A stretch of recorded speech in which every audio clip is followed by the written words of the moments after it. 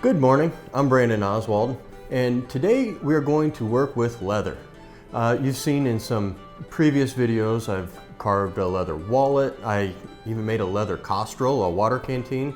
Today we are going to make a knife sheath. Very important because knives were so important on the frontier. So many uses, and you always wanted to have them right by your side. On our brand new streaming platform, Townsends Plus, I have a show called My First Trade, and working with leather was my first trade.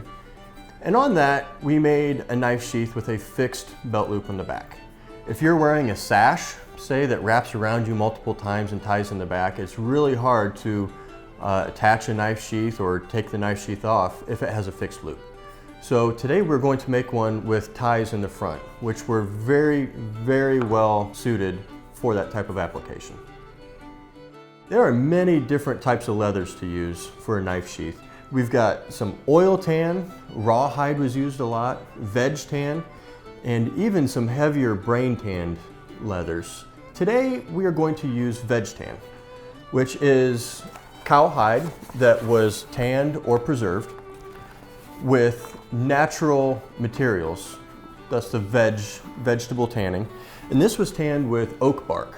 Oak bark gives it a nice, durable kind of feel. You know, it's kind of stiff and it's really good for making a knife sheath.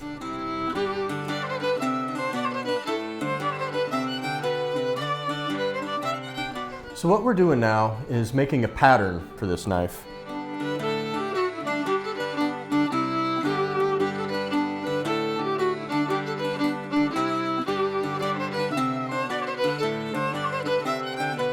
So we laid it out on a center line and rolled it so that we get the roll of the leather around the circumference of it, because you don't want to make it too small.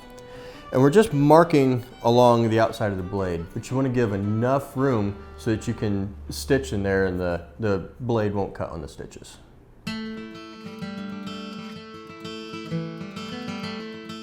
So we have the 1/2 of our knife sheath marked out and sketched out to the shape and size of the knife.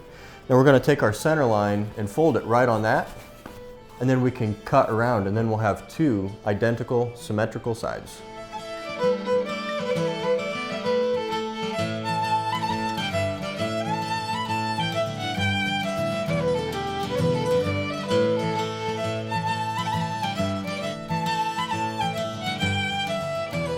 Now what we're doing with this pattern, instead of having the belt loop that comes over, we extended it just a little bit so this will fold over and give a double layer around the mouth of the sheath, and then a little tab here, and that'll have a hole in it for the string that will actually tie the sheath to the sash or belt or whatever you're attaching it to.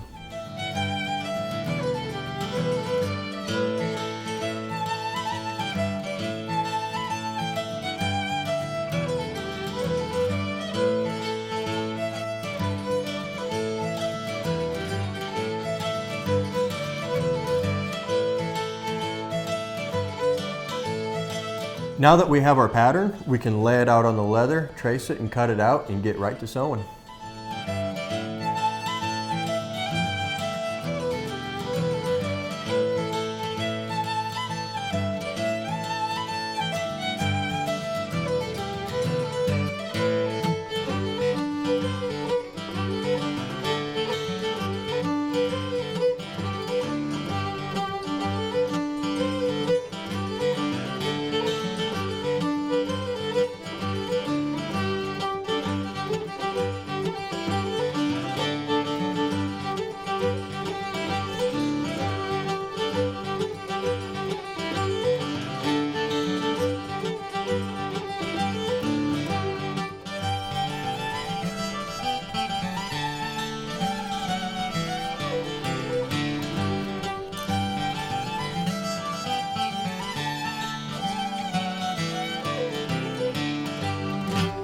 We have all our pieces cut out. We have the main body of the sheath. We have this, which is called the welt, and it will go in between.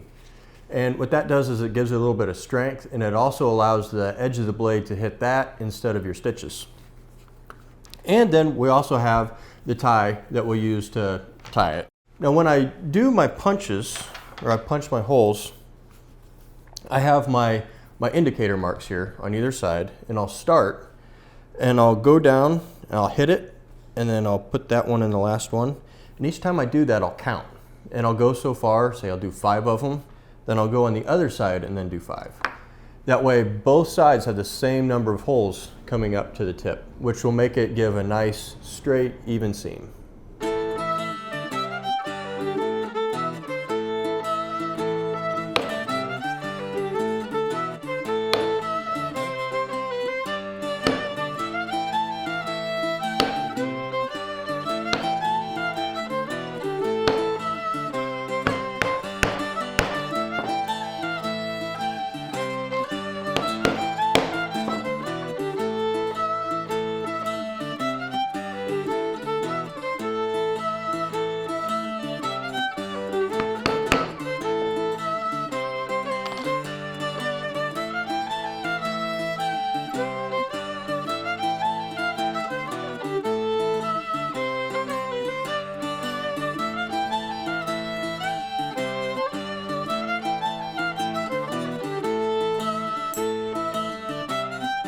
Here we're all ready to start stitching. The stitch I'm going to use today is called a saddle stitch. And it's actually one of my favorite stitches because each stitch is tight and uniform and consistent. But you need a needle on each end of a length of thread. And you'll go in one hole and then back through that very same hole and pull them. When you pull them, they'll come up nice and tight right in the middle of that stitch.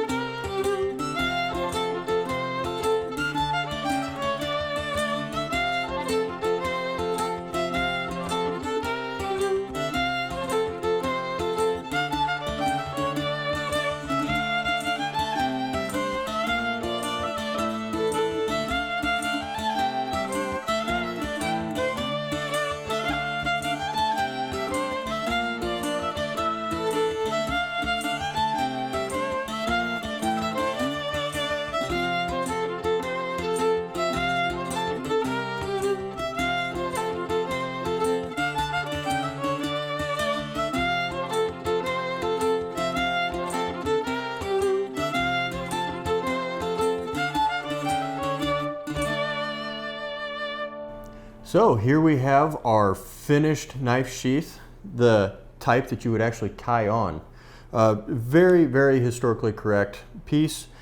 Also very nice if you don't want to undo your many wraps of a sash. You can just untie it and then take it off. I finished it up with a little edging tool on the edge, gave it a nice smooth finish there on the edge. And I also used a mixture of neat's foot oil and beeswax to treat the leather, and that keeps it nice and soft and supple, and it'll also make it a little bit waterproof too. Make it last a little longer. Easy project for a beginner and a fun one for someone who's been doing it for a long time. Like I said before, be sure to check out my show on Townsends Plus, our brand new streaming platform. And if you want more leather content on YouTube, check these out.